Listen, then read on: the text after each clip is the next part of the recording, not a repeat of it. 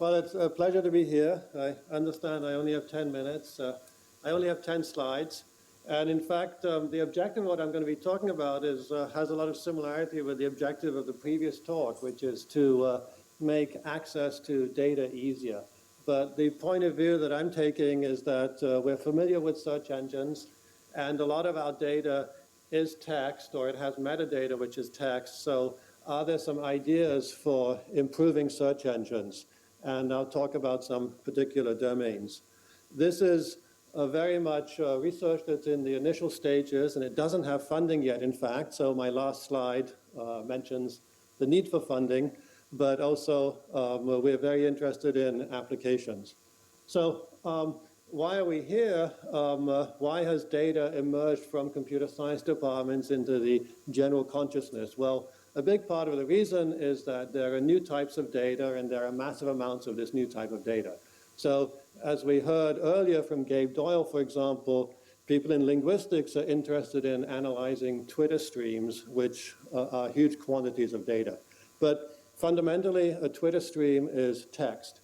And also, people have very large collections, for example, of videos. But at least if the videos come from television, then a lot of them are labeled with closed captioning, which gives you a summarized idea of the content of the video. And so techniques for dealing with text, so search engines, can be applicable to other types of data also.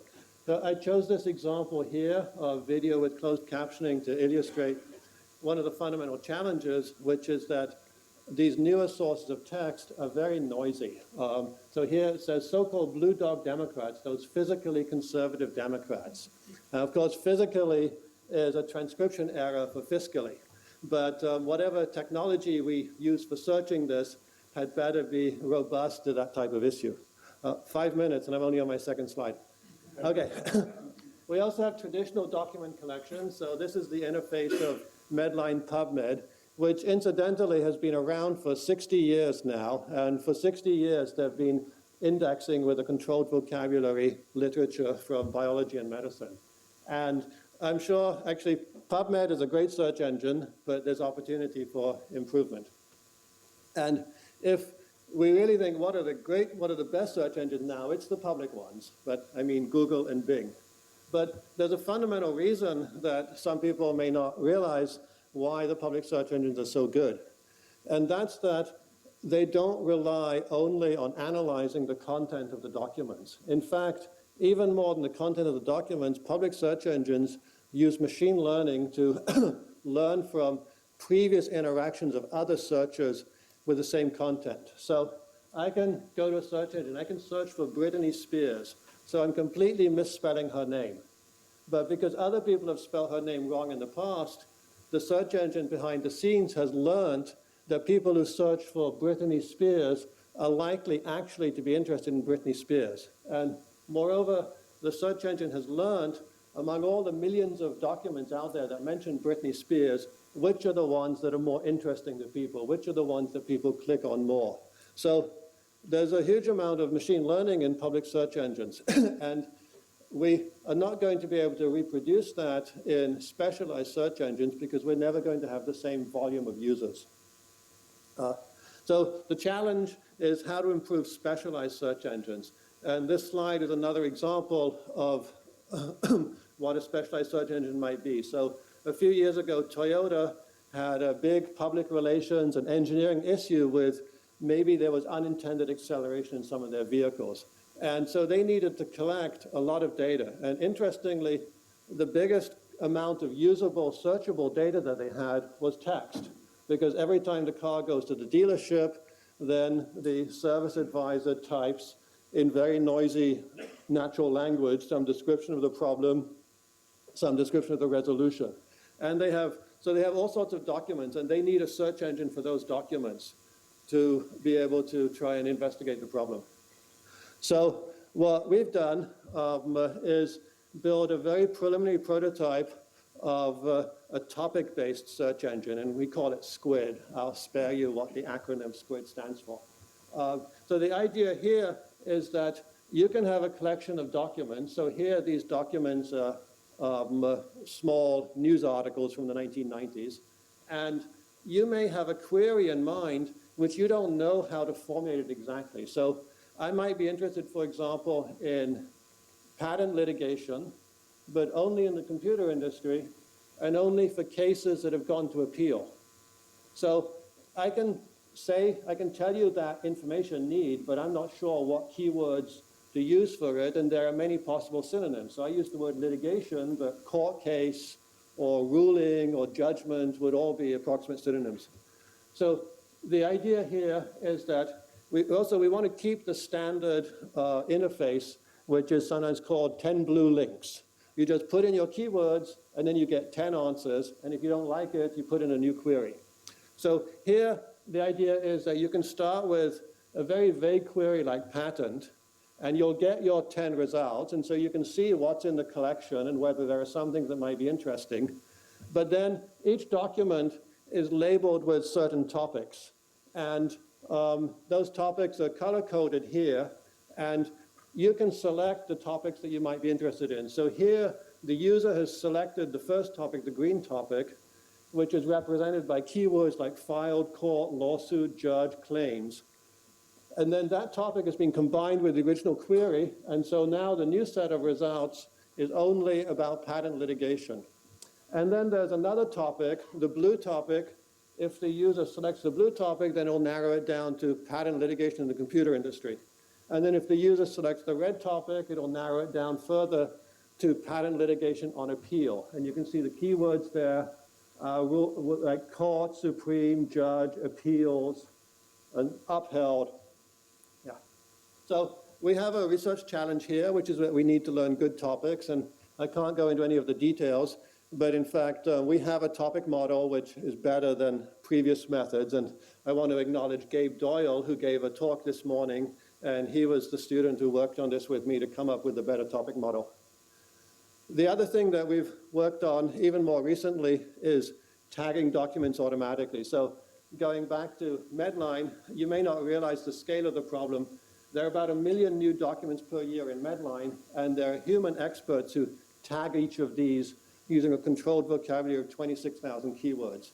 And if the human experts spent 10 minutes per document, then with realistic number of hours worked per year, NIH would have to employ 100 staff to do this. And the tagging is always delayed by many months currently.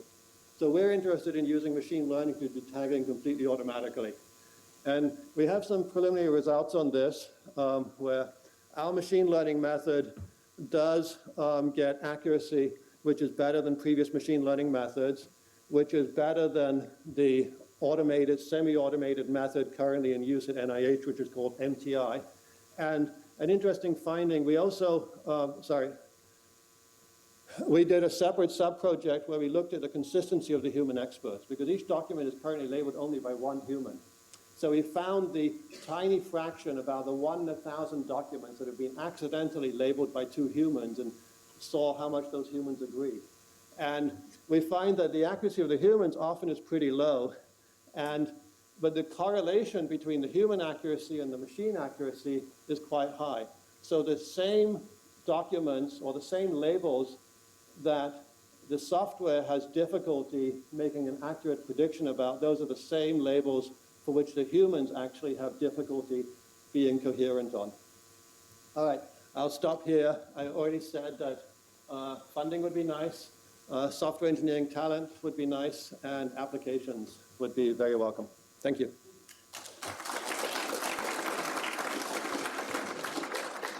All right, any questions for Charles? We have one up here. Yeah, I was just wondering what the impact of ICANN's expansion into generic top-level domains may have on ICANN's expansion of generic top-level domains, where they have different like .health or .something like that, how that may impact searching, because they may create customized searchable databases associated with those keywords. I don't think that's going to have a big impact on public search engines, and I don't think it's going to have a big impact on what we're doing. The public search engines already, they look at the content of the web page, and they look at how other people have interacted with that web page. They don't pay much attention to whether the web page comes from a .com domain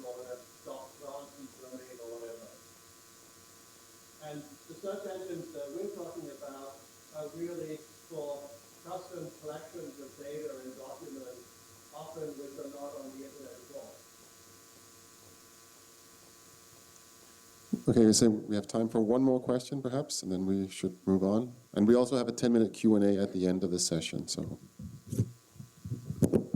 Was there another question? up here. So I was wondering if you, I was wondering if you have the ability to kind of go in the other direction. So build a classifier and combine it with the search engine and basically learn, if you've got a whole bunch of just natural language speech, learn what kinds of things are talked about in context A versus context B versus context C. So kind of use your topic model searching, but without giving it the topic, to learn the different topics. I think the answer is yes, and to really make the answer interesting, we'd need to talk about a specific application. So the two technologies that I talked about here, one was bottom-up, unsupervised, given a collection of documents, learn what are the topics in that collection, and then whenever you look at a particular document, you can see what are the documents that are prominent, the topics that are prominent in that document, and then if you're interested in that topic, you can then find other documents that also have that topic highly represented. And then the second technology was if you have a predefined controlled vocabulary, like mesh terms in biomedicine, then labeling each document automatically with whether those terms are relevant. And you can certainly combine both of those. So you might use the mesh terms to limit your search to documents that are about diabetes, and then you might look at the topics, and the topics might give you a way of organizing the documents that wasn't anticipated by the people who created the controlled vocabulary. And then, so that would be two different ways of slicing and dicing your collection. And then you could add a third way of slicing and dicing it, maybe, for example, by geography. And you could see, well, what's the pattern of the difference between what people are doing research on in Japan versus what people are doing research on in China? So geography would be a third way of organizing the collection.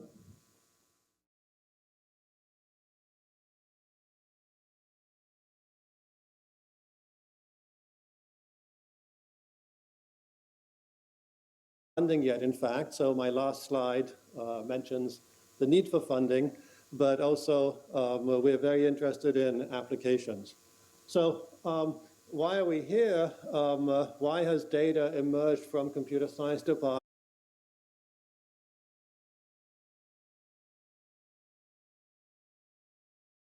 Well, it's a pleasure to be here. I understand I only have 10 minutes. I only have 10 slides.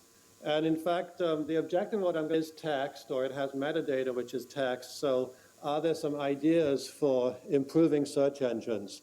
And I'll talk about some particular domains. This is very much research that's in the initial stages, and it doesn't have fun. What we're talking about has a lot of similarity with the objective of the previous talk, which is to make access to data easier.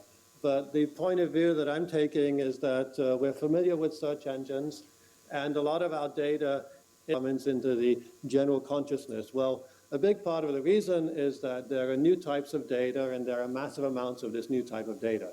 So as we heard earlier from Gabe Doyle, for example, people in linguistics are interested in analyzing